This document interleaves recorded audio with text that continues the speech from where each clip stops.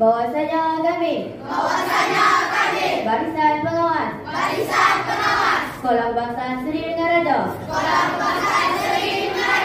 dengan ini menerima dengan penuh tanggungjawab watika pelantikan pengawas sekolah bagi tahun 2025. Kami juga bersedia menjalankan tugas yang diamanahkan dengan tekun, perhema dan dedikasi demi memastikan semua peraturan sekolah dipatuhi. Kami juga berjanji akan memberi sepenuh kerjasama